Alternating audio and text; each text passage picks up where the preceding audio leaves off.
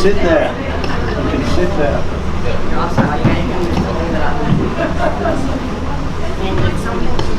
Go on there, don't sit there. Why? It'll collapse. Are you kidding me? Yeah. Well, where am I supposed to sit? Here. Where are you sitting?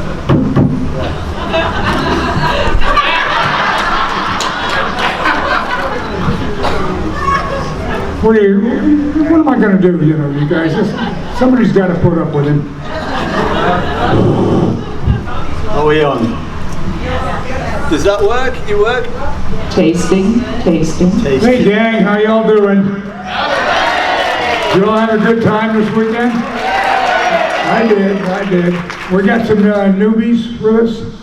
Are they up fairly close? Yes, sir. Okay. I want you guys to ask some questions while we're ready for them. As usual, just to start this, I just want to say a couple of words about the wonderful volunteers who have helped make this such a great success this weekend. I couldn't have done it without you guys. Thank you. I mean it. Really. Incredible help. I'm talking. Anyway. I always get second billing. These guys, you know, they give up their time, they pay for their tickets, they give up their time, and they work so hard to make it what it is. And we've had volunteers working with the fandom now for quite a few years. And it just occurred to me that we now have a centre core of volunteers who really know the jobs really well, and they help to bring in newbies so that newbies can try and do it.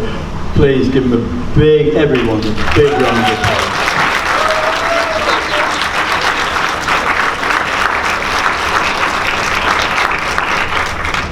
Well, that's it for me. Just turn your phones down and... well, then you can leave, then you can... I will actually, I got it. You better not. Turn your phones down, please, and have you got anything else you want to add to this? No, you said it all. Like I said, we couldn't have done it without you guys with all the help, or plus we couldn't have done it without the fandom. My God, you guys are the best. We're having a super time with you.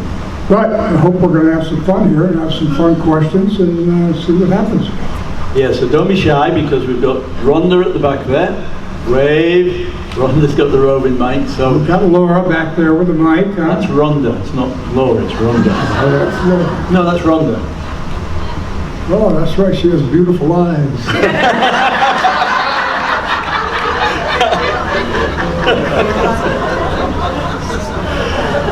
Right, so let's see some hands, please. You got any questions or... Oh, yeah, run this way. Yeah. Right there. Robert, I'd like to know who your favorite leading lady was.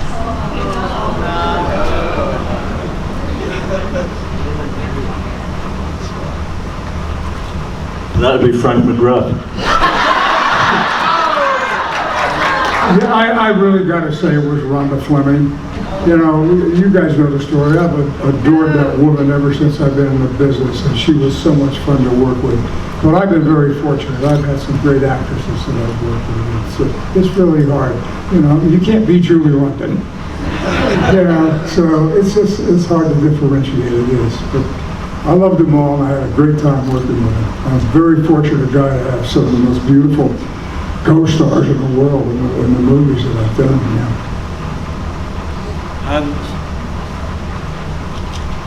This really keeps you fit, doesn't it? What is the secret to your vim, vigor, and youthful vitality? Oh, it's very, very simple. Cigarettes, whiskey, and wild, wild women.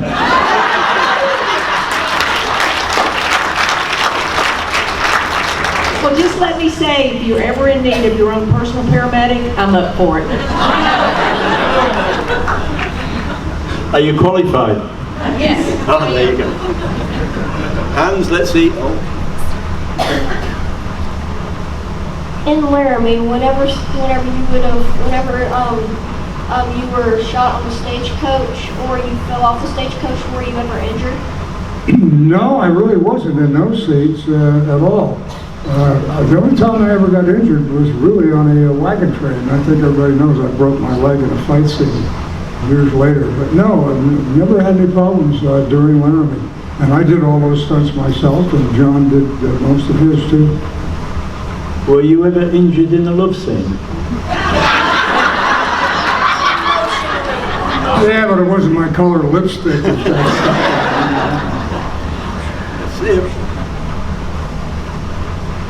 This lady here, she calls me sir. She knows. I was wondering if you could share some stories from filming Midsummer Nacht. Say again? Could you share some stories from filming Midsummer Nacht? I hope I'm pronouncing it correctly. Summer? The German Midsummer Midsummer Nacht. Nacht.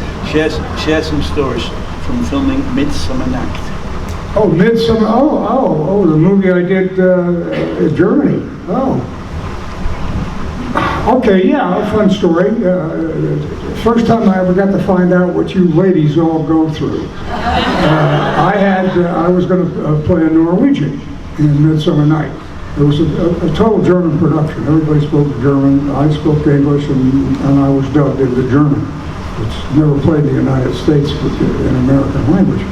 But anyway, when I arrived in Norway, in Oslo, the producers had, they'd only see me on television when they hired me, and they decided they wanted me to look more Norwegian, so they wanted to blonde my hair a little bit. And I said, I never had this done, so I said, well, what's going to happen? And I said, well, we have a beauty parlor here, and you're going to go in tomorrow morning. And so I go in, and this lady takes this big plastic thing and puts it over my head, and then takes the scissors and makes cuts all around it, 20, 30, 40 of them, and pulls my hair out of each of them and bleaches them blonde.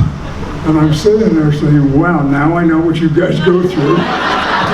Once a week, twice a week, I don't know how you do your hair, but and I'll tell you what, when I saw the pictures, I was really surprised because it looked pretty natural, which was surprising, yeah. But anyway, and I just had a marvelous time on that picture. All the German actors were so great. Only two of them spoke English. The director didn't speak English. His wife, who played the assistant director, spoke English. So, we had to do these things. I read the script, and I phonetically knew what I was saying, so I could, what they were saying, actually, so I could work between the two of us, and it worked very fine. These were great actors. Maria Kubitschek was one of the biggest German stars at the time in that movie, and then Mariana Hoffman, who played my leading lady in it, spoke pretty good English too, so I got lucky there. How many countries have you filmed in? My God, I've made films in 17 countries, and it's unbelievable. For a guy who never got past the 9th grade, to have had an experience like that that I've been through, to work in 17 countries and work at and spend a lot of time in each one. It's a marvelous, marvelous education.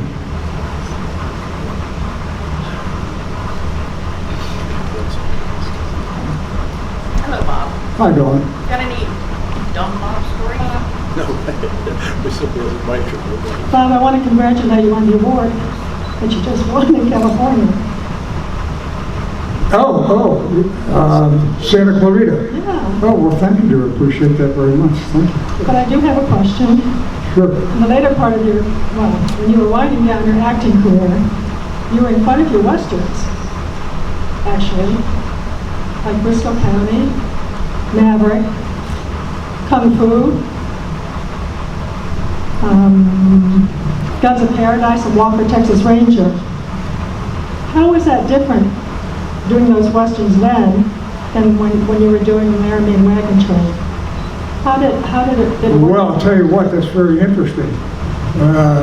It wasn't a heck of a lot of difference because Chuck Norris, a great guy and a heck of an actor and a lot of fun to work with, when he did Walker, where they would go back into time into the westerns, they did that very well. I mean, he had the greatest stunt guys. He had all his directors on it, and it was very authentic. And it was a family show to start with because it was just like Laramie was 30 years before. Very friendly, very easy to work on, and it was pretty Western. The clothes were good, the horses were good, everything. So it was the last vestige of Westerns, if you think about it. Walker, Texas Ranger was. There hasn't been anything like it since. Did you and Chuck know each other before Walker? Well, I knew Chuck when he was the world champion karate expert 40 years ago. So Chuck and I have known each other for years. Yeah, great guy. Did they create that role just for you? Yeah, they did. Yeah, absolutely. That was the writers knew all about it, and they did that, and it was quite a tribute. I played the same character a couple of times, and I played the grandfather or something of the other. I don't know how that worked, but no, yeah, they wrote those specifically for me. Yeah. Since Laramie and Wagon Train took place in the 1870s, roughly, and normal life was the 1960s, did you feel like you were in two different time warps, or just work was work? Interesting question. If it makes any sense, I'm pretty much of a cowboy anyway. In those days, all I wore, I dressed like this. Even when I was working on emergency, this is the way I dressed to go to work. But yet I put a doctor's outfit on when I wanted. I had horses in California, and my buddy Chuck and I, we rode all the time. No, I was right there all the time being a cowboy, whether I was on the set or off the set. So I really, that's why I love doing the Western so much, particularly Army. Yeah.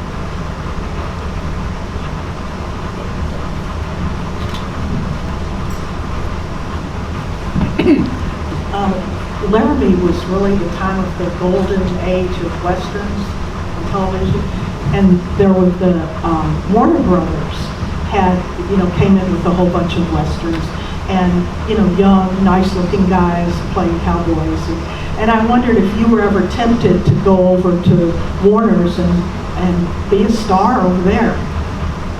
That's a great question. It's a good story. Lawman with my friend Peter Brown was shot at Warner Brothers Studios. Warner Brothers Studios is famous for paying you about 50 cents a day. These actors, believe me, to put you under contract. I'm being a little facetious. I think $150 a week. That's what Peter Brown was making under contract to that studio, starring in a TV series. So anyway, way before Laramie, I did the first Lawman. Then probably a year went by and my career got much better, and I was a little more in demand, if I could put it that way. And all of a sudden I got Laramie at Universal Studios. Signed to do it. It's all set to go. Jess Harper, I'm doing that series. But it wasn't going to start shooting for about 2 months. So I was still a freelance actor at that time, and I got hired to do another Lawman with a really, really good part, the one that's called The Friend. And I'll never forget it, because after the first day of shooting, I was heading down to the commissary with Peter to go have lunch, and Bill Orr, who was the head of the studio, stopped me in the street, and he said, "We just watched the dailies, the rushes of what you just shot yesterday. We'd like to put you under contract to our studio." And I don't know if I was smart or not, but I just said, "I'm sorry, sir, but you're a day late and $1 short." I said, "I have my own series called Laramie and a good studio." But anyway, well, you know the problems at Warner Brothers. My God, that Jim, all those people had terrible, terrible problems trying to get money out of those people. And it just was not a fun studio. But Universal was great. I was lucky. Down here.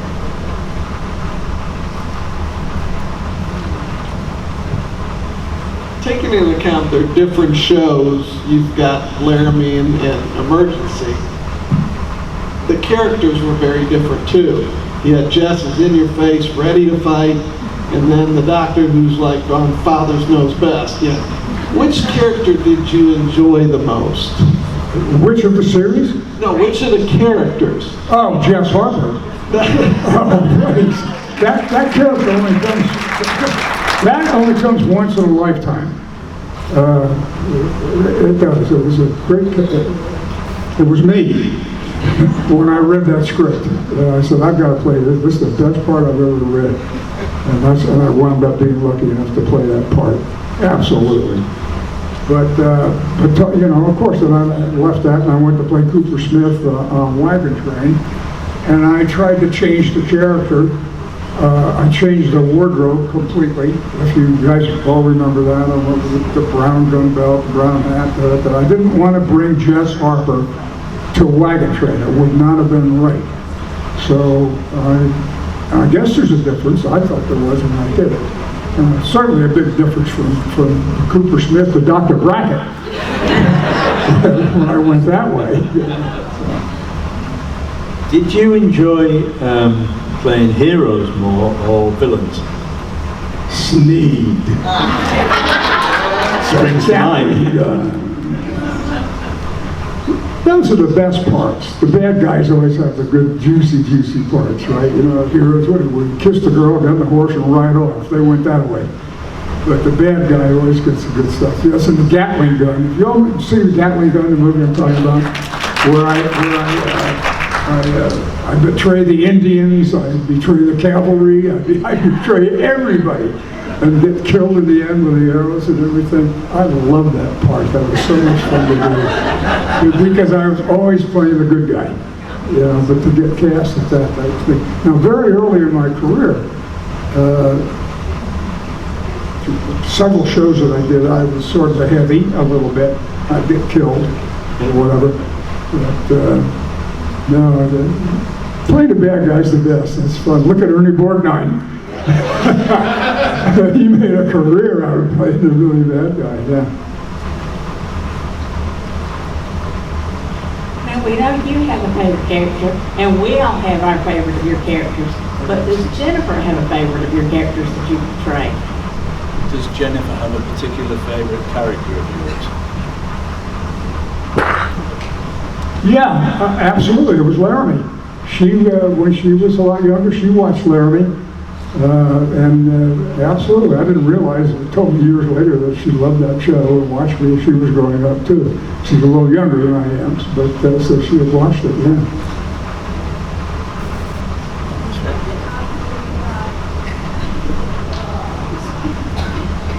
Oh, we got it. This lady's from England. Hello, Tony. I just wondered how you as an Englishman came to meet Robert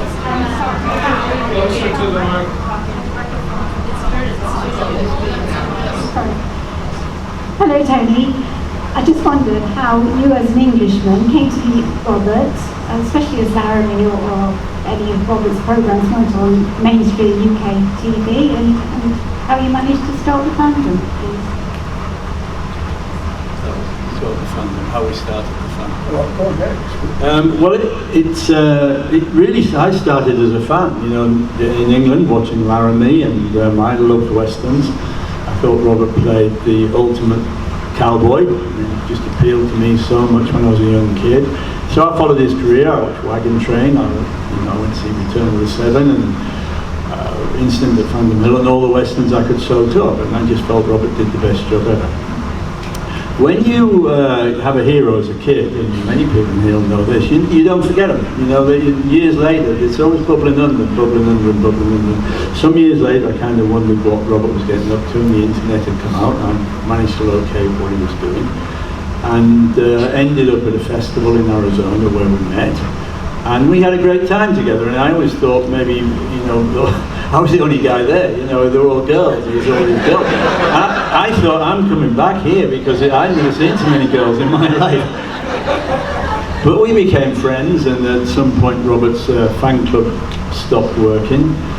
His website, the lady who was doing his website stopped doing the website, and could do websites. So we kind of talked about it and said, okay, you know, I'll do the website. And when the fan club stopped working, there wasn't too many members. There was about 18 members, and to me they were just lost now, you know. And I thought we've got to get a place for these people to go, because this can't just be allowed to drift. So we formed the Fandom. That was 80 odd members, and I forget how many years ago now. Not so many, but we're now 4,000 strong. Members from all over the world. One of the most vibrant clubs for participation. I'll tell you something. Over 70% of the membership of the Fandom participate in the group. Well, 70% are active in the group, so it's not a dormant group. Our friendship developed from there, didn't it? And he realised what a great guy I was.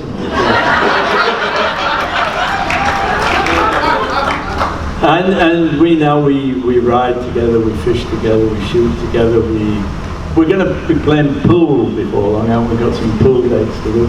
So we have a great time, and that's how it all got started, because as far as I was concerned, it couldn't be left, you know, it couldn't be left to just fade away. There was so much there. For me as a kid, the finest cowboy who ever graced the screen was Robert Fuller.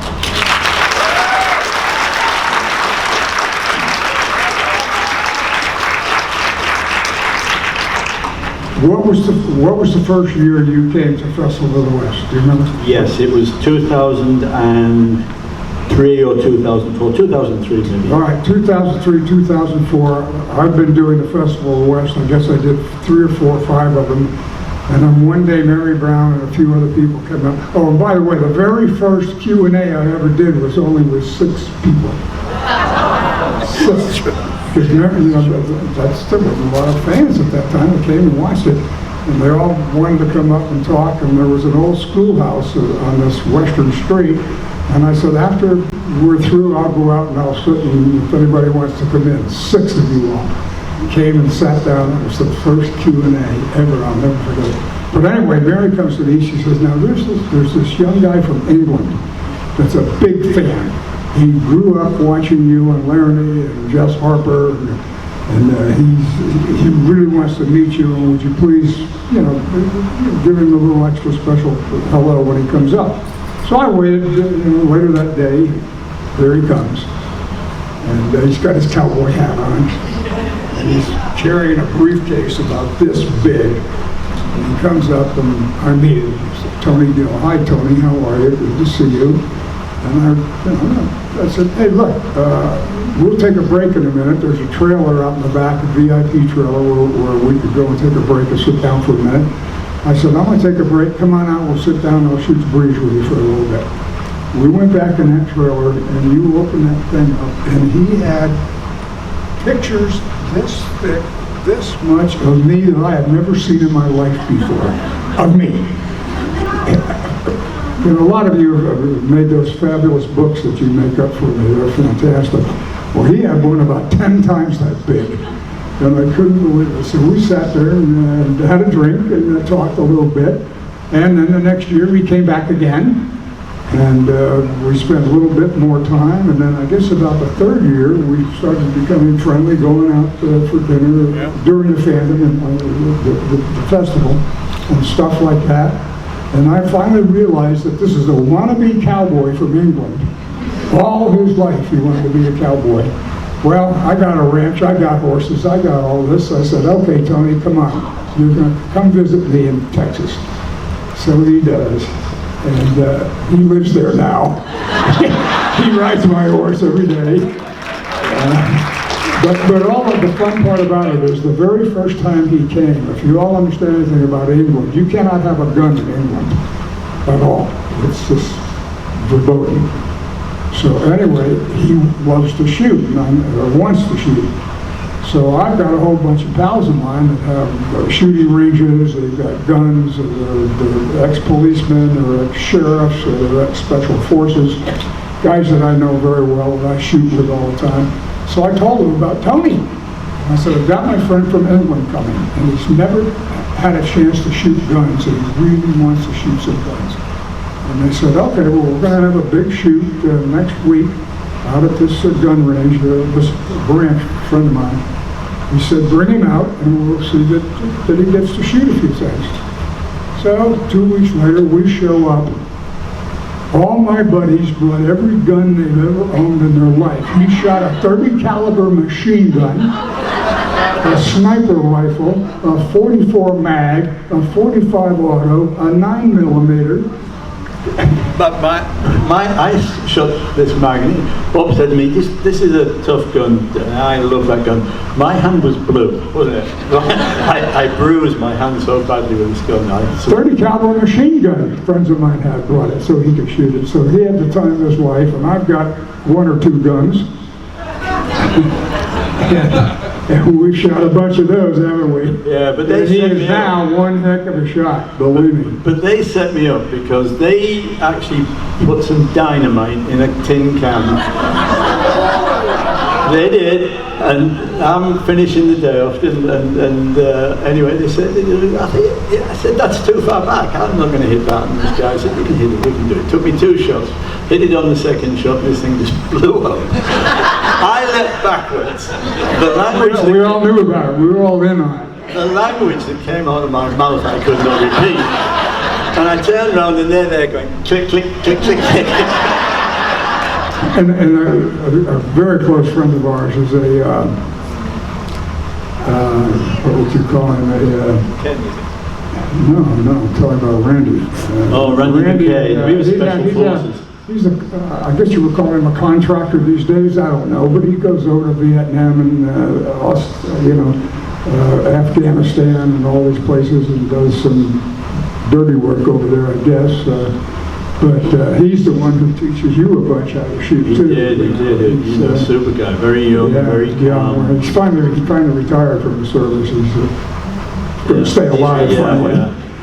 I would, in the meeting, I'm not a shy guy at all, and I can talk to people. I met Bob, and he came over, he spoke to me. I kid you not, I went, there.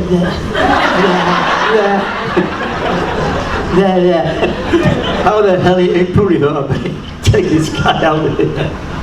Not anymore. Next, please. Who's next? We've got, where's Rhonda?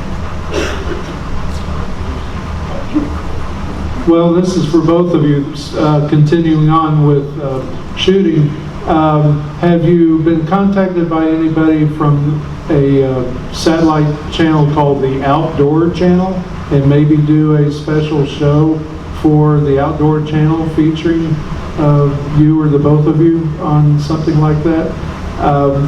Their specialty is on Wednesday nights at the range. So any type of gun-related activity on Wednesday nights on the Outdoor Channel.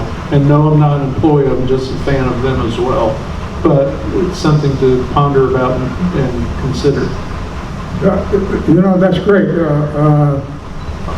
No, we haven't. But believe me, I would do it in a New York second. I'm a life member of the NRA. I believe in the Second Amendment. I stand up for the national anthem. And I salute the flag. So anything to do with that, I'm all for, and Tony would be too. If you know anything about it, let us know.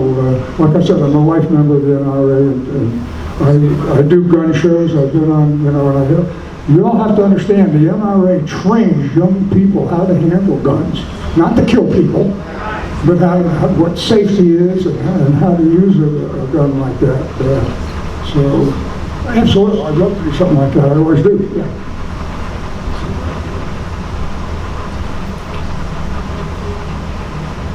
Hi, Robert. Hi, Dawn. Hi. All right, so we've heard those of us who are older fans, we've heard this before, but all these people in the first 3 rows on both sides are brand new fans of yours. I think they would like to hear the kitten story. The people in the front row are newbies, and they would like to hear the kitten story. Oh, no, okay. It's one of my favorite stories. Oh, my God. Everybody here knows who Charles Bronson is, right? Big movie star. Sure. Well, when I got out of the Army in 1955, came back from Korea, And I had been working extra, and I'd been in the business already. I got in the business in 1952 as an extra, and I did some dance work too. But that was only, you know, way back in the thing, and I had no idea about becoming an actor. But my buddy, my best friend Chuck Courtney, who played Dan Reed on the Long Range television series, before I went in the Army, I said to him, I said, you know, Chuck, I said, I'm not going to work extra anymore. I got to get a decent job. I have no education.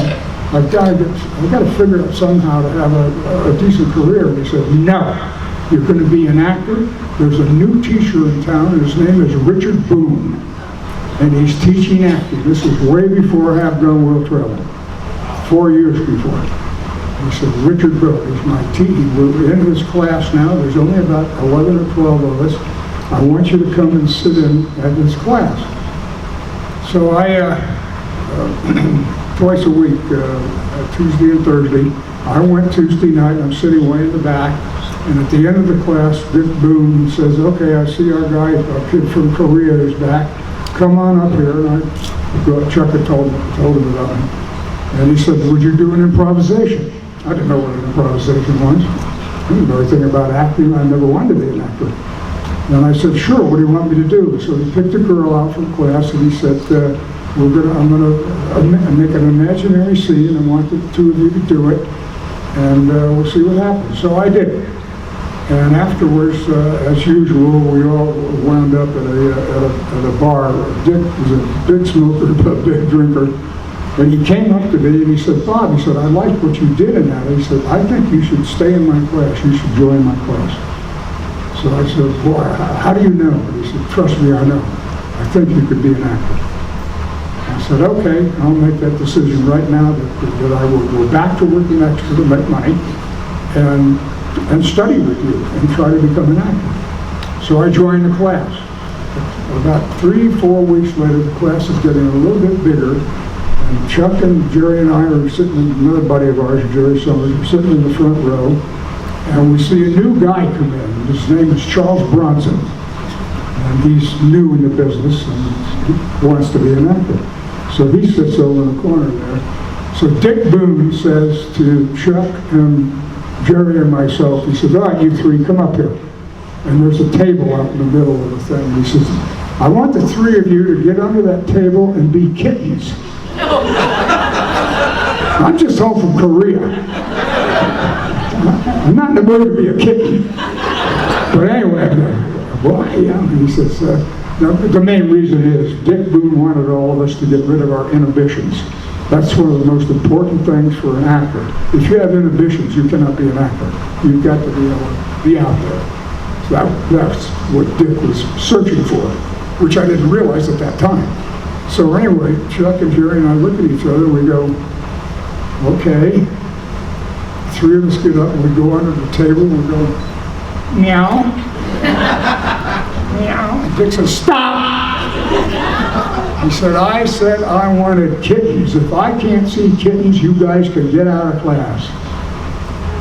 So Chuck and I and Jerry looked at each other and we said, let's be kittens. And we went to town. Screaming, flying all over. I mean, we knocked the table over, the whole thing. I mean, we were kittens. We sat up. Charlie Bronson goes zoom out the door. And never came back. Bronson would never be a kitten. But we learned a lot from that. Newbie question. Hi, Robert. Yes, dear. Hi, honey. So I have a question. Since we've never seen the script from Laramie, obviously, can you give us some examples of things that y'all did that were scripted and things that y'all did that were just ad-lib? Trust me, it's very, very little ad-lib. I mean, these writers wrote these scripts. I had X amount of dialogue to learn per day. We would start at 7:30 in the morning, finish at 6, 7 o'clock at night. If I had the latitude to be able to change dialogue as long as I didn't destroy the scene itself. Sure. And I could do that. But no, we stayed pretty much to a script, except every now and then something might come along. if you all remember the water trough scene. Love it. You know, with Smitty and I, that was supposed to end before we went in. But I wasn't going to let that happen. But no, but 99% of the time, we have to stay with the script. And how about the super little stuff, like, you know, at the end of an episode when you put your arm around Slim, or he does that? Well, those were tags, Yeah, okay. you know, which was a very sweet thing about that show and the writers. Right. They always ended the show with kind of a nice, you know, Yeah. kind of a feeling for everybody at the end. Yeah, okay. Yeah, no, that was written. Thank But you. Smitty and I got along very, very well, so we had fun together. I mean, we raised a lot of hell on that set, believe me, between the two of us, having fun. That's But awesome. we never messed up, you know. Right. Well, thank you very much.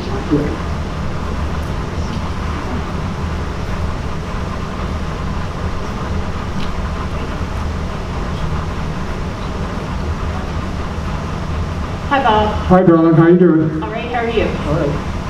So I was wondering, do you have any dumb Bob stories from the set of Emergency? Do you have any dumb Bob stories from the set of Emergency? Dumb Bob stories? Just not ready for a dumb Bob story.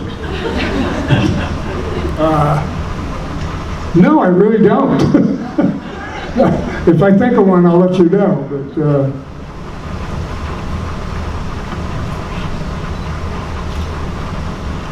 Hello.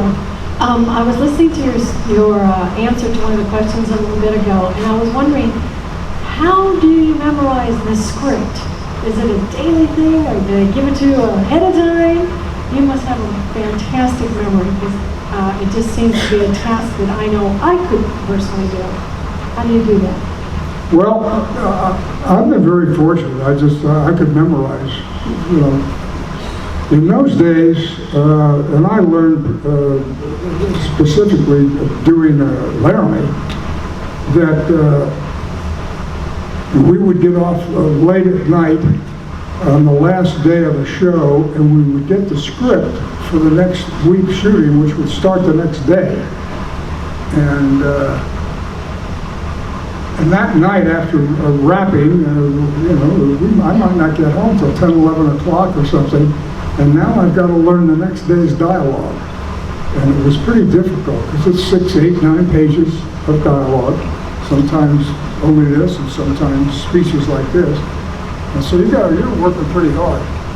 And then I realized that I'm not going to do this anymore. I'm going to come home, I'm going to go to bed, and I'm going to get up 1 hour earlier where my mind is fresh and learn these lines. And I learned them just like that way. And that's been the rest of my career. That's how I learn all my dialogue, just in the morning. One hour, and learn 20 pages of dialogue. But I'm going to give you a dumb Bob. Okay, I thought of one. Most of you know it, but I'll tell it quickly, and some of you don't. You all know that I didn't want to do Emergency, right? Some of you don't know that, and some of you do. I'll make it quick. My agent called me and said, Bob, Jack Webb is doing a new series called Emergency, and he wants you to be the doctor in it. And I said to my agent, I said, Emergency? I said, that sounds like a medical series. And he said, well, it is. And I said, well, I don't want to do that. I want to do a Western. And he said, Bob, there isn't a Western on the horizon. They went that away. And there's not going to be a Western. And I said, well, I don't want to do a medical series. And he says, you don't understand. This isn't an interview. Jack Webb wants you and nobody else in Hollywood to play Dr. Brackett in his new series. And I said, well, I don't want to do his new series, but at least I owe him the courtesy of going in and telling him face to face I didn't want to do it. So the deal was he was going to have a meeting in his office, which is as big as this room we're in, with a bar and all the executives from the studio there. It's 8 o'clock at night. And I show up, suit and tie, and I go in, and the secretary ushers me into the office, and everybody's sitting around having a cocktail. And I walk up to Jack's desk, and I said, and I'd never met Jack Webb before, but I certainly know who he was and admire his work. I said, Mr. Webb, I said, thank you so much, it's a pleasure to meet you. I said, but I have to tell you, I am not interested in doing a medical series. And he looks up at me and he says, shut up and sit down. Just like that. He said, do you drink? I said, yeah. He said, go fix yourself a drink and come back and sit down. Jack Webb. Well, I did. I went over to the bar and poured a vodka about that big and sat down, and 2 hours later, I came out of his office with 12 pages of a 2-hour world premiere movie with 13 episodes sold behind it. So that's done Bob.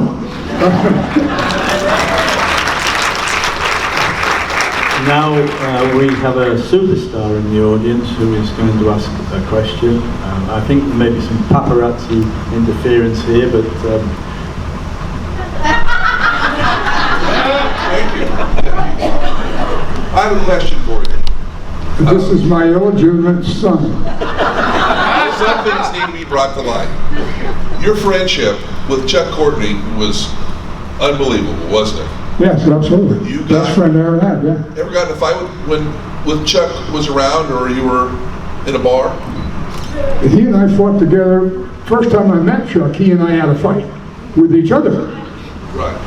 Yeah, but no, later on, of course, he and I were in jail many, many times for fighting in bars. But yeah, Chuck was a fighter too. Right. And now, would you tell the story about the barbecue? My mom turned 40, and there was a big barbecue, and everybody was having crab and all that. And then, what happened to Chuck's guitar? That's terrible. I can't tell the story. He was your partner. All right, my buddy.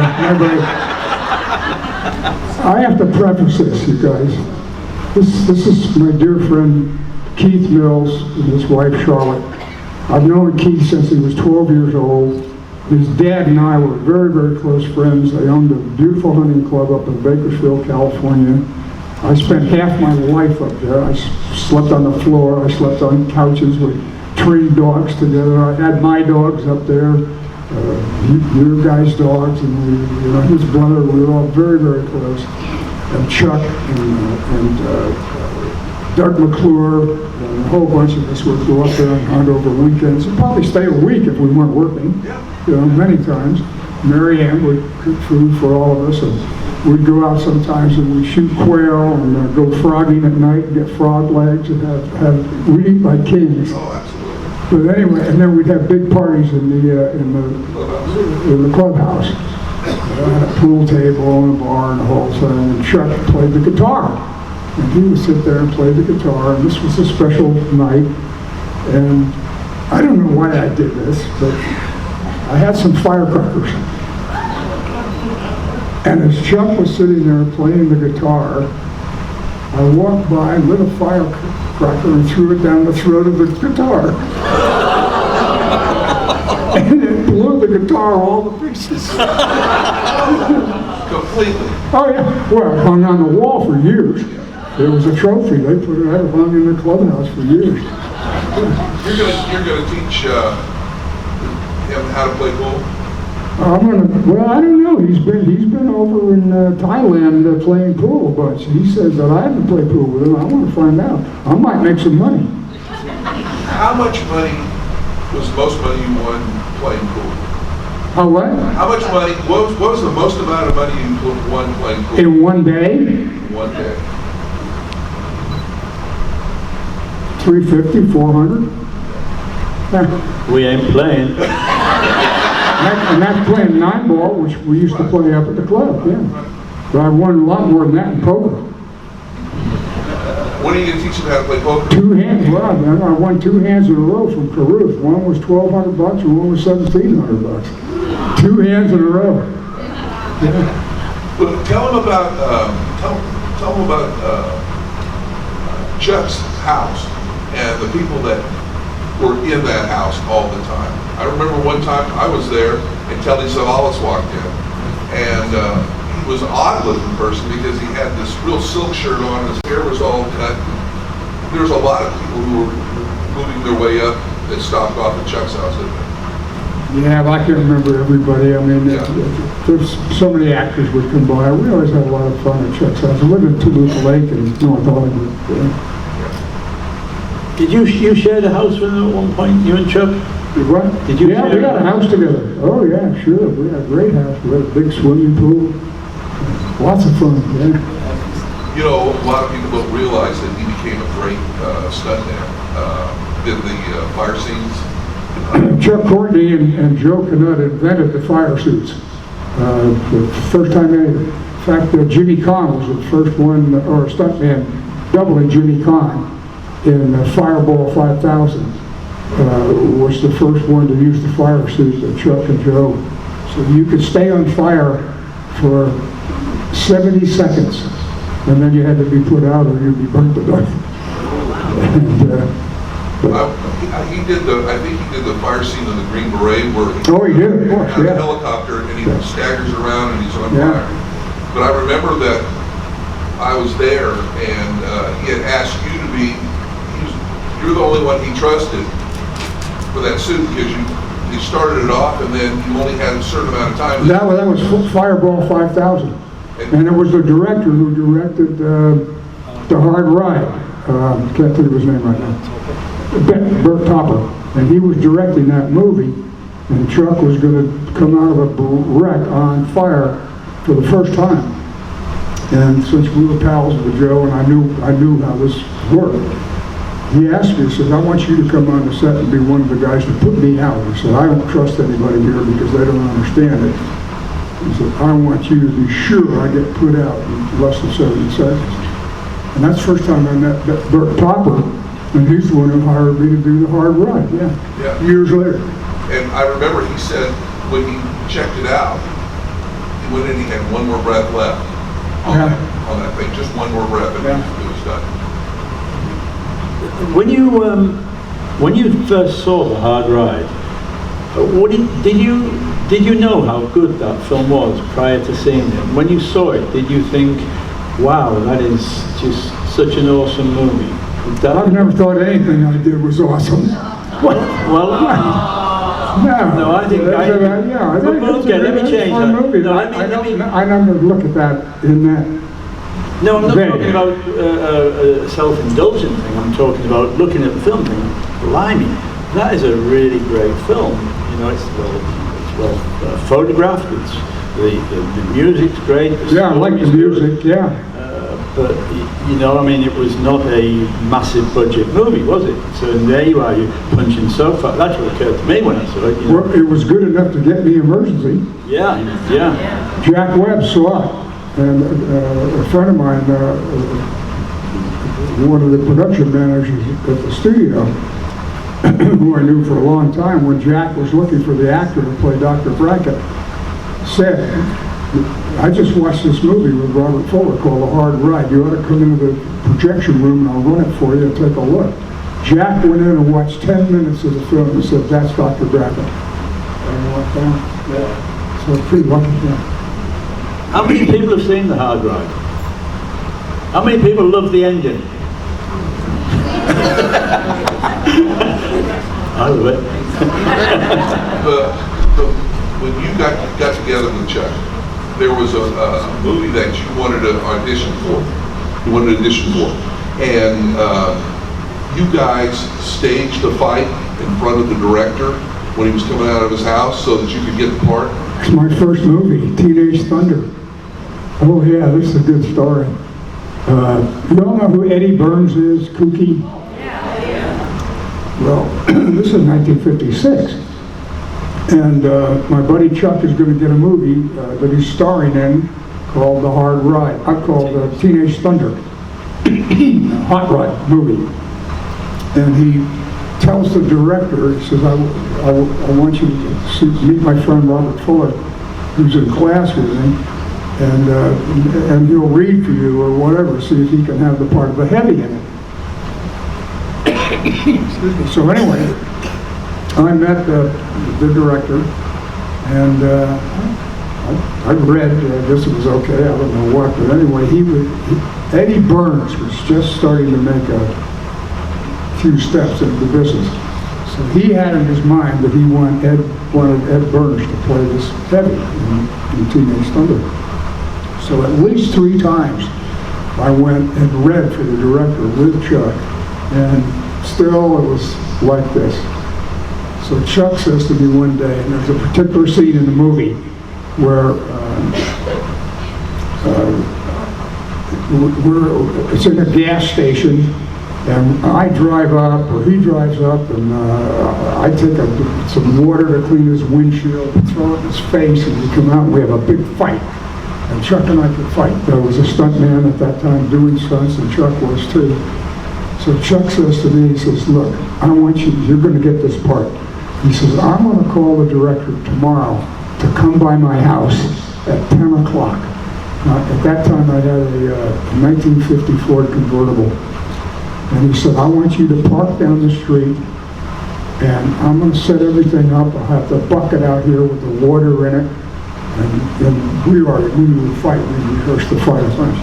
He said, as soon as the director parks his car and starts to come up, you'll see it. You drive up and we'll play the scene for real. Great idea. So I'm back there, and sure enough, Paul Helmick, the director, drives up. I see him, I'm half a block away. I scream up in my 54, scream up, hit the brakes, and we play the whole scene. Big fight on the ground and everything, and somebody says, you're hired. You got the part. My first big role, Teenage Thunder. Good question, Keith, thanks.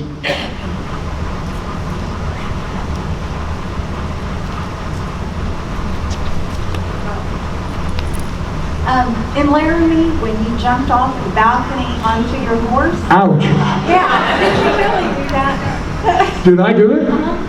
Well, you couldn't tell it wasn't me?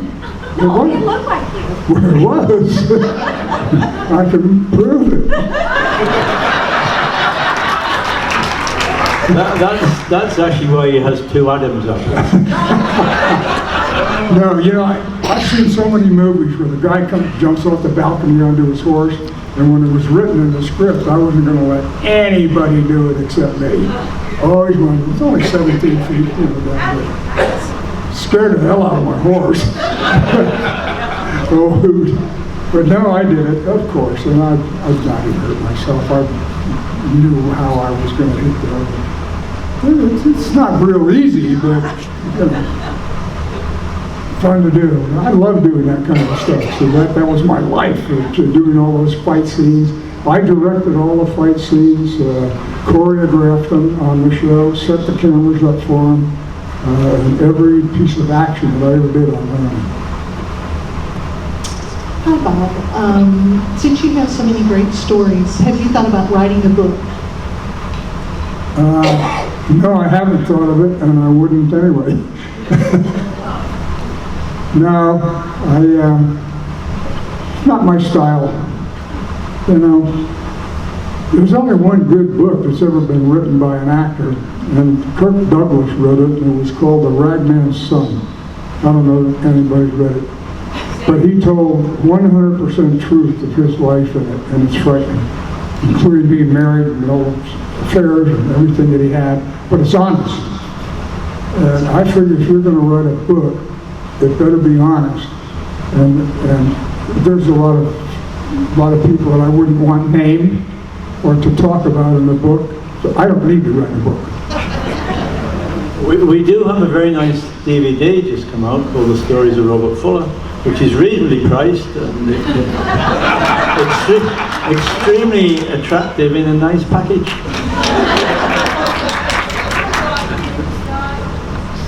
Can we see hands?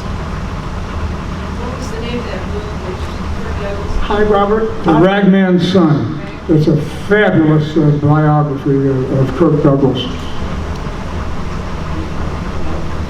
Hi, I would like to know how you liked working in the Magnificent Seven. You were great.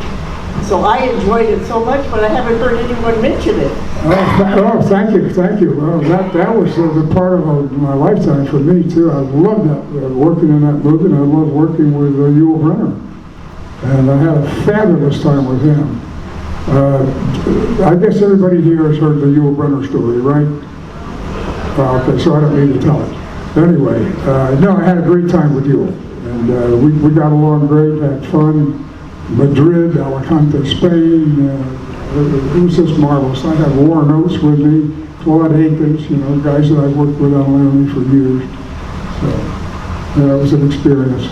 We've actually had a lady, I think she's left now, Pepper, who's from Spain. I think she's actually our only Spanish member in the fandom, lovely lady, but she lives near the location that where the Return of the Seven was actually filmed in Alicante.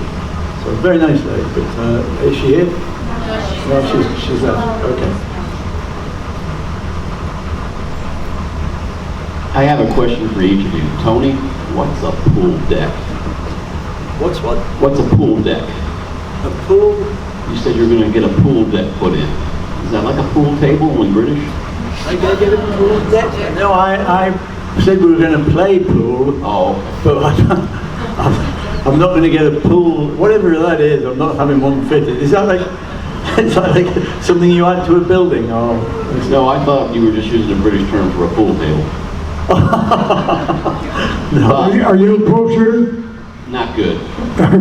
Well, that's okay. But we call them, you know what we call a pool table in England?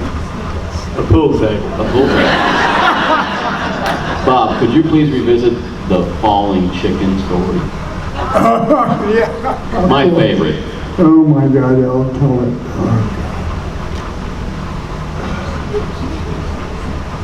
Well, you've heard me talk about my fat wrangler, Richie Brim, who was with me on every show I've ever done, took care of my horse, kept my horse at his ranch, but he ran the show, he's a wrangler. And I'm trying to think of the production manager's name. Give me a minute here and I'll think of it. We'll do something else because I've got to talk about him. He's a very famous guy. Abby Singer. Abby Singer, you got it, okay. He's so famous that the last shot today in every film around the world is called the Abby Singer. Yeah, so he was my production manager on Laramie and Wagon Train and everything. But Abby was a very, very nervous production manager because he was in charge of the money. And he was a nervous guy to start with, but a sweetheart. He was a dear friend, we loved him, he was a good production manager. But he was one of those guys that every now and then you'd like to maybe, put the screws to every now and then just for fun. So this one particular day, we had these wranglers, we had Fat Jones, his name was, and he supplied all the horses this particular day and the chickens. So if you all remember, if you watch Laramie, when the coach comes down the hill, comes up to the ranch, there's always chickens running around. Well, every time, those chickens are smart, they get out of the way of those horses. But one day, one didn't. And they ran over this chicken. Well, now that's something to think about. So Richie and I said, God, now we got a dead chicken here. What are we going to do about this? And I said, let me call Abby. So I pick up the phone on the set and I call production office and I said, Abby, we're having a big problem here. And he said, what's the matter? I said, the stagecoach ran over one of Fat Jones's chickens. And he said, yeah. So he said, $5 chicken? I said, Abby, you don't understand. It's a falling chicken. It's a trained chicken. It's worth thousands. I'll be right up.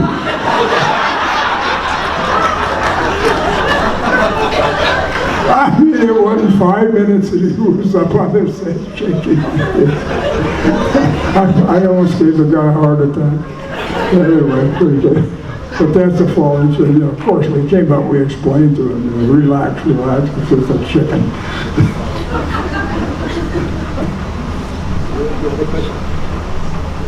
Down here? They're right there. Yeah, right Hi, Bob. Hi, Dawn. I'm calm now. I'm calmer than I was the other day. You had Doug Taylor played on your show, Laramie. And he Cannonball, yeah. I love Doug Taylor. But you had made a statement about him that he was catarancus. Where did that come from? They said it's the cutest thing. Because when Laramie comes on, I go, is catarancus fine? On the Fandom, I sure do. It was in the script. That's Jess Harper. He never got past the 9th grade either. Thank you, Bob, for making me so calm the other day. Was that like the heifer? You had a heifer, remember? What was that way? He did the hyphen, and he called it a heifer. In the script. Hans. That's great, I love that. It's perfect. Oh, I think we've all heard that Aunt Bee on the Andy Griffith Show was not as fun and sweet and auntie as she seemed to be. And I just want you, please tell me that Spring Byington really was as sweet as she seemed to be. Couldn't get any sweeter. This is a gem, this lady. You know, my God, I watched that woman in silent films. She was in silent films. And working with Smitty and I. And when we, we work on motion picture sets like this, the dialogue can get a little rough between guys and this and that, talking about whatever. Now all of a sudden we're in our 3rd season and we find out that Spring Byington is going to come on the show. And Smitty and I looked at each other and said, man, we got to clean our act up. There won't be any swearing in front of this lovely lady. And we thought, so the first day Spring comes on, we walked up to Spring, Smitty and myself, and we said, Spring, we're just, so happy to have you on the show, and we're just going to have a lot of fun together. And she said, well, listen, boys will be boys. Don't change a damn thing. And Smitty and I looked at each other and said, let's go. She was right there with us all the time, but she was an angel, really, very, very special lady.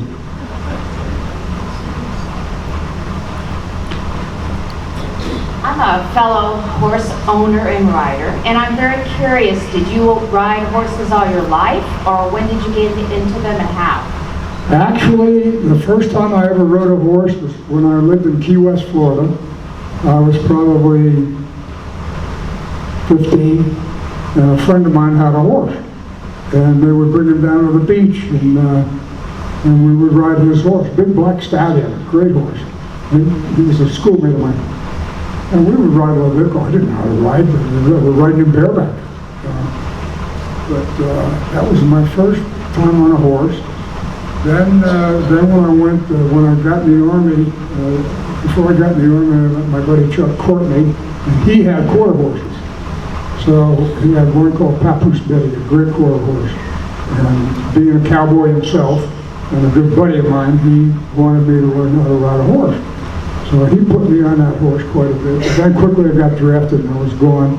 And then when I came back from the Army, Chuck, as I said earlier, we were in Dick Boone's class. And Dick, knowing that Chuck was a horseman, had everybody in the class every Saturday go down to the stables and rent horses and take horseback riding lessons from Chuck, because there were 32 westerns in prime time and most of the actors were working.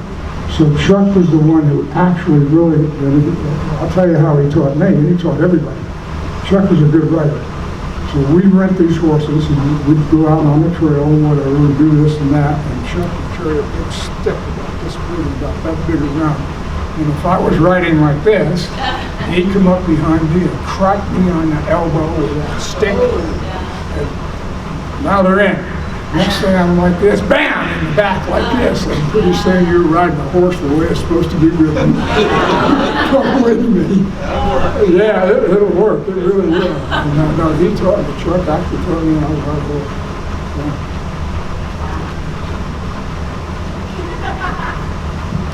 Hi, Dave. Hi. You've always told us that you are Jess Harper. So that means when you were inducted into the Army, you took your Jess Harper attitude with you. So did you ever have a disagreement with a superior officer? And did you ever hit a corporal?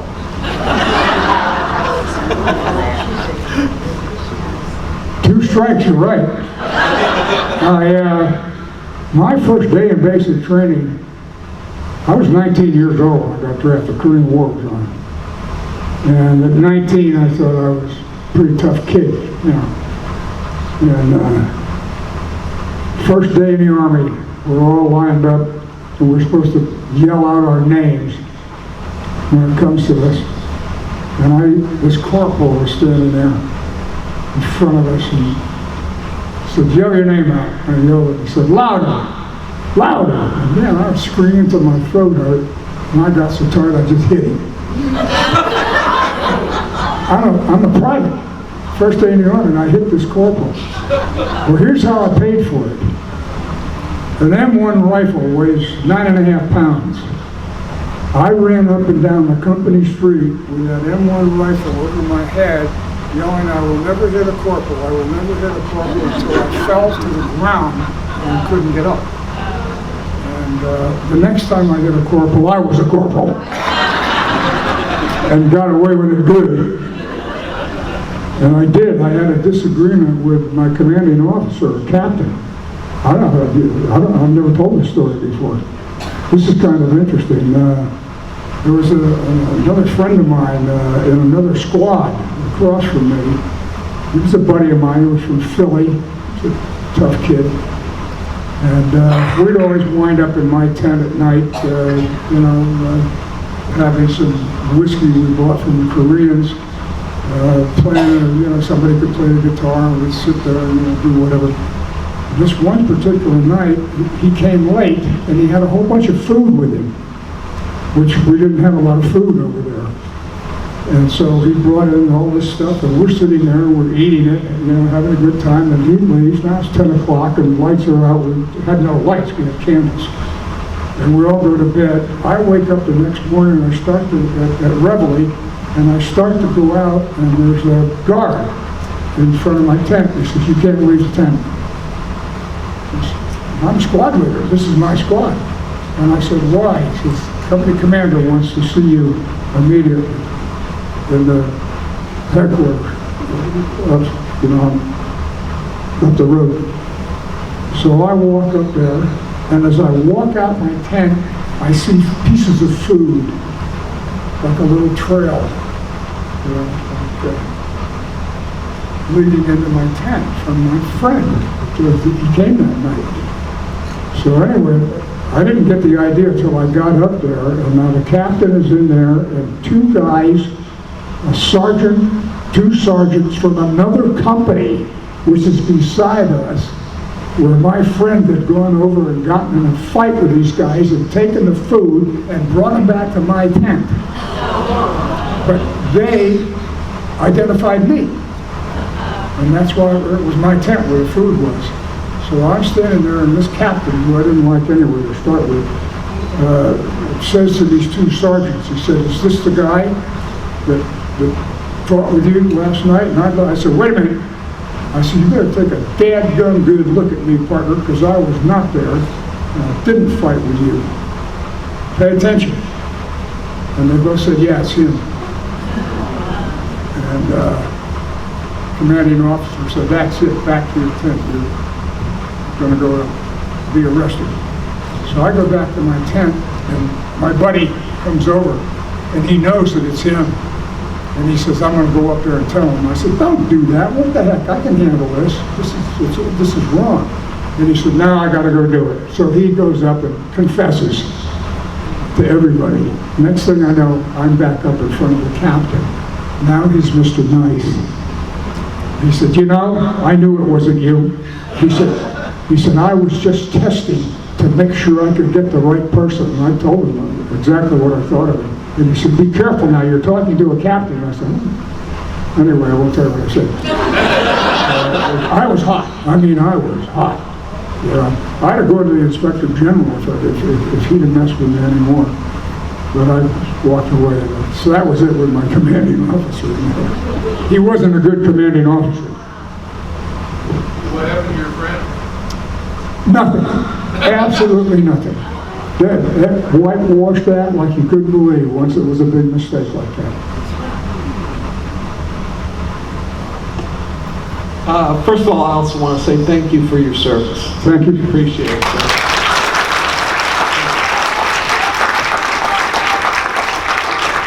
It's kind of funny that two of my favorite cowboys, their original names were Leonard. There's Leonard Lee and Leonard Sly. Did you ever get to work with Roy Rogers or go hunting with him or anything? Roy was a very, very close friend. Roy and I shot skeet together. We've hunted together. I've known Roy for years and loved him. And Dale, absolutely. Yes, absolutely, yeah. No, Roy was a fabulous skeet shooter. We shot competition with the Winchester people quite often together. Yeah. Also, I used to sit and drink with Gene Autry a little bit too. Yeah, I've been a lucky guy. Bob Steele was a friend of mine, and you don't know who Bob Steele is. I go back a few years, y'all. Got one for you. When the Love Boat finished sailing, they had a big party. And you and George Goebel, tell them what you did with George Goebel. You all know who George Goebel was, right? Well, I was a semi-regular on Hollywood Squares. And I used to, sometimes I roomed with George at NBC when we shoot the show. And George and I were good friends, and we'd drink a little bourbon before we would go on camera. He was a great guy. But anyway, and he had done several Love Boats too, and I'd done a couple. And at the end of Love Boat, they were going to have, I'm going to have 5, 6, 7 years, I don't know how long it ran, but every motion picture star in the world worked on that show. And they were going to have this big ending banquet at the Beverly Hills Hotel in Los Angeles. And for some reason, George and I got there early.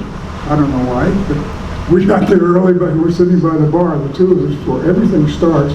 And all of a sudden, here comes Lana Turner. She walks in. Here comes Stuart Granger. Here comes Jimmy Stewart.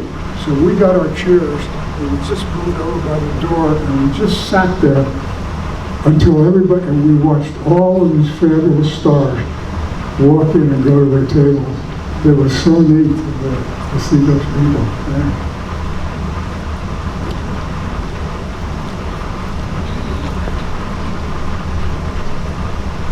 You took lessons from Richard Boone afterwards, as your career had gone to the direction it did with Laramie and Wagon Train. Did you talk to him any and see what his opinion was of your results of his schooling? Did you ever, following your success in Wagon Train Laramie, did you ever communicate again with Richard Boone and talk about how things had gone for you following being in his class? And what you thought? Oh yeah, absolutely. In fact, I did a Heck Ramsey, his show that he did at Universal Studios many years later. We had a great time. No, I knew Dick. Dick and I were friends. We spent a lot of time together. I was doing a play at Jupiter when he was dying from cancer. He called me because he was living in Florida at that time. Wanted to come to the play, but I think he only had a few days left. Yeah, no, I owe my career to him, Chuck Courtney, and my stepdad. I really do, yeah.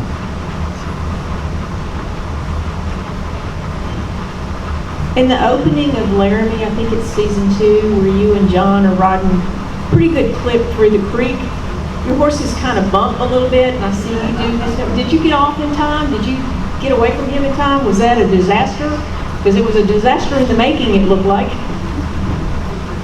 That dead gun horse, you know that horse of his was Alamo. That was John Wayne's horse, old horse. And he was a pain in the neck, this horse was. All he wanted to do was bite my leg every time we were side by side. I can't tell you how many times I kicked that horse in the head for biting my leg if we're doing 2 scenes together. No, it was his horse that just bumps into me. But that's normal, that's natural.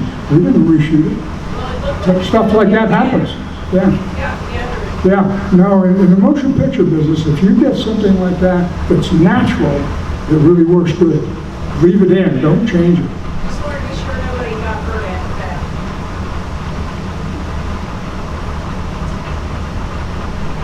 Rhonda?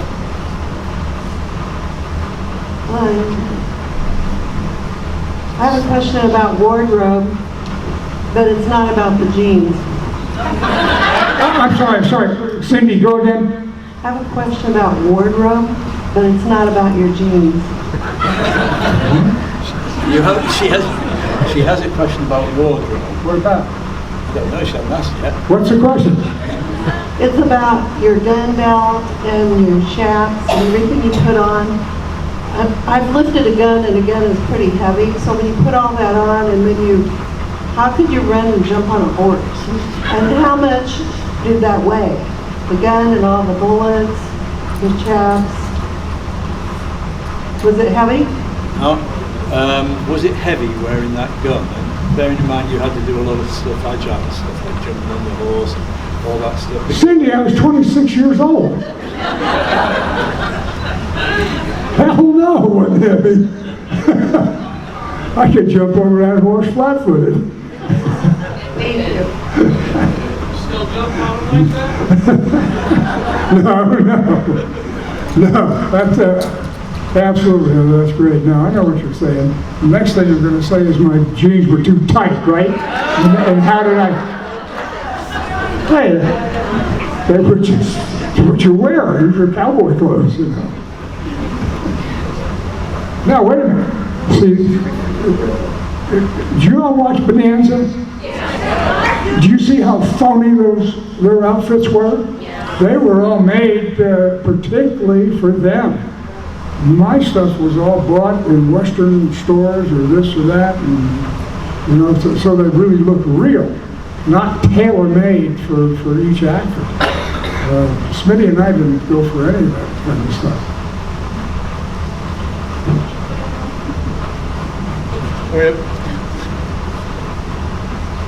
Along with the guns, I know that you were the fastest gun in Los Angeles, or I don't know, but who helped you do that? Was it Chuck? Chuck Courtney taught me to throw that gun. Okay. 48 100ths of a second.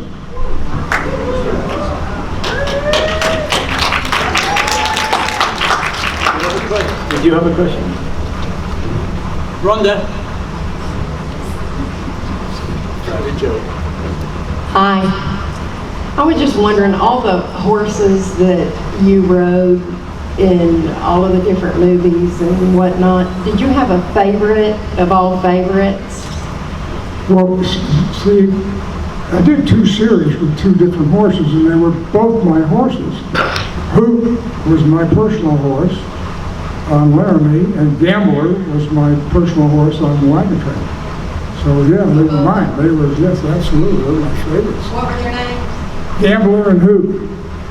Now I have a Gambler at the ranch now, which he rides all the time. Another bay horse. Yeah, he's a great horse. I like him. Really nice horse. He's only thrown me 3 times. Yeah, that's true. Very true. Hi, Bob. Hi, Dawn. I have a question. You are a superb rider. I love watching you ride a horse. How was it riding a camel in Sinai? Oh my God, he scared me to death. I don't know if you all heard the story. I'll tell it very quick. I was doing a picture called Sinai Commandos in Israel, playing a squad with a true story about the raid on Sharm el-Sheikh during the 67-day war. I was over there about 2 weeks after the 6-day war, playing a commander that takes a squad to blow up a radar station in Sharm el-Sheikh. And when we're out in the desert, in the show, there's a scene where all of us have to get on camels. Well, I never rode a camel before, but I've ridden bulls, I've ridden horses, so I wasn't worried about getting on a camel. And that particular day, the Bedouins came out of the distance with all the camels for my squad, 8 of us. And they made all these camels lay down so we could get on them. And everybody said, all right, pick out your camel. And so I said, okay, that looks like a camel, I'll get on. So I get on this camel, and now the Bedouin that runs the camel tells him to get up. Well, this camel, of course, they get up this way, that way, that way, that way. Now I'm 15 feet off the ground, looking down, and this camel turns his head and goes, wide open. I thought he was going to bite my face off, and I bailed off like you were second. I was going, scared the piddle out of me, believe me. Oh, man. But, yeah, that was my first experience with a kennel. But I finally got back on him, and the better one said, now, he won't do that again if you take the stick and hit him in the head with it. Well, I hit him in the head with it. He never did it again. Didn't at one point the camel run away with you? Oh, he ran away with me and the girl on the back. Yeah. And the thing, and I mean, I'm talking about a runaway. You know, because there's not like lanes or anything. You just got one loop around him. And he took off in the Sinai Desert like you wouldn't believe. And I'm worried about this girl behind me. She's screaming. She's scared to death. And I figured, well, this horse isn't going to stop till we get to Morocco. I've got to do something. So I see a sand dune going like this with lots of nice heavy sand. And I told her, I said, get a hold of me. I said, in 2 minutes, when I say bail, go with me. And we got that camel to go close enough to that, and I said, let's go. And we both just dove off at the same time and landed in the sand. We were okay. The camel went on forever. They're not fun animals. They don't like people. They spit at you. Okay, and just while we move the mic, who's going to Laramie? Oh, quite. Yeah, okay. What? Hi, Bob. I don't. I know that you doubled Steve McQueen on an episode of Combat, correct? No, it wasn't Combat. I think it was West Point or the Navy, the naval one. It was West Point. Yeah. I'm sorry. Did you have any other interactions with him? Did you know him personally? No, I rode motorcycles with him one day. He just happened to join a bunch of us that did some dirt biking. But no, that's the first time I ever met Steve or worked with him. Because he was just an up-and-coming actor. I think he had 5 or 6 lines when I was a stuntman at that time. We very soon will be running out of time, so if you've got questions, now's the time. We've got about 5 minutes left.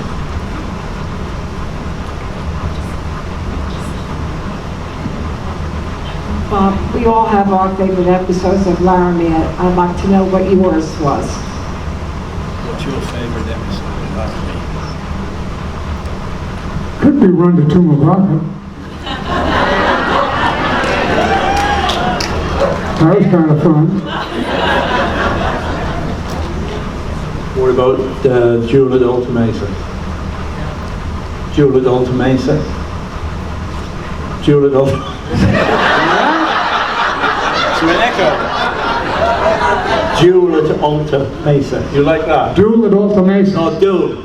Duel at Alta Mesa. Duel. Try to speak English.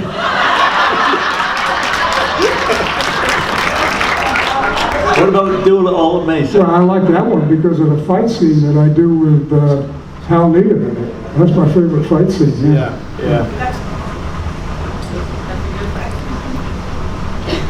I hate that fight scene. But I win. Well, yeah, but that's the one where I think you fall against stairs, and then, you know, it's filmed from Hal Needham's back. You're right. And he kicks you in the face. And everybody would be going, not in the face. And I know he didn't really do it, but it's traumatic. Thank you, Helen. Oh, and did you say dadgum because you say dadgum, or did the writers write dadgum? Dadgummit, you're right, that's what I say. I don't know, I'm just an old cowboy, man.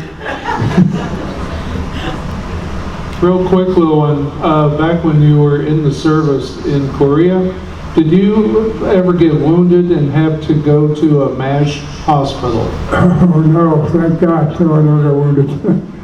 No, I went to a MASH, no. How did you get the part on Whatever Happened to Aunt Alice? Robert Aldrich directed that. My agent heard about the movie, and they were looking for that particular character, and I guess they agreed to see me, and I went in and met Robert Aldrich, and they hired me for the part. That's how that worked, yeah. Stroke of luck, bingo, just like that. Yeah, I loved that. That was a lot of fun, that movie, doing that, yeah. Bob, 50 years ago, you taped an episode of Playboy After Dark, and when you came onto the I'm set... sorry, I can't hear. Say it again. Right, stand up, right? 50 years ago, you taped an episode of Playboy After Dark, and when you came onto the set, you were wearing a sport coat and a tie, and you had an air tank strapped on your back. And so I figured there's a story there somewhere. I had a what? An air tank, like a scuba tank. Oh, Playboy, oh yeah.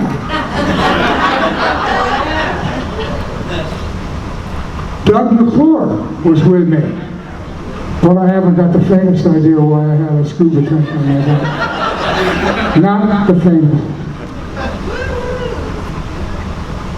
More questions?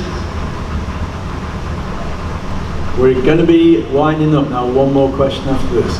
Laramie and also Wagon Train, it seemed like you had the signature move where you're facing another person with a gun and you dive for the dirt, roll over and shoot.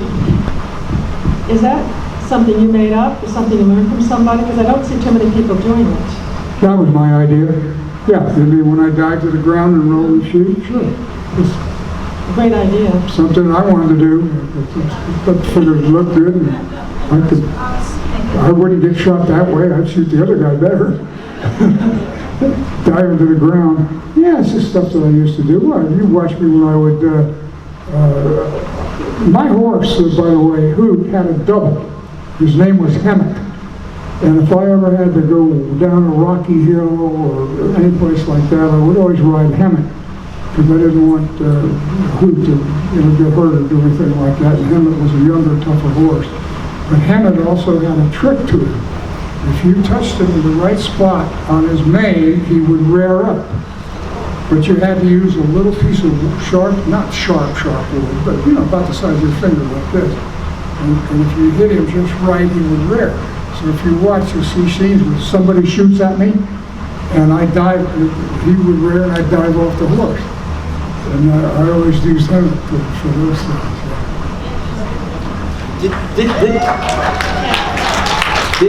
When you did these scenes where you dived off the horse, you did quite a lot, did they pad the ground for you and build stuff up, or were you just diving straight under the dirt?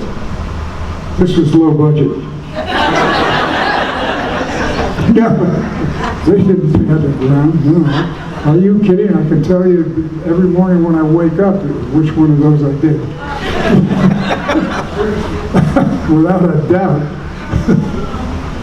Well, I'm sorry to say, folks. Can we see the tattoos? You want to see your tattoo? Sure. No, yours. No, here. Both of them. But you want to see the tattoo?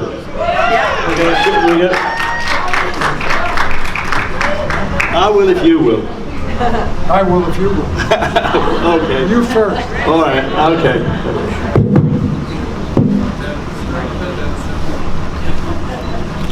Got my. By the way, my Jess Harper socks.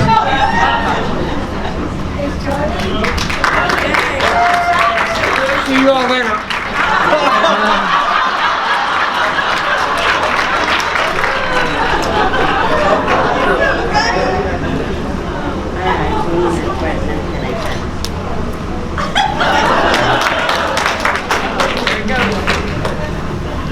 Come on now, chicken.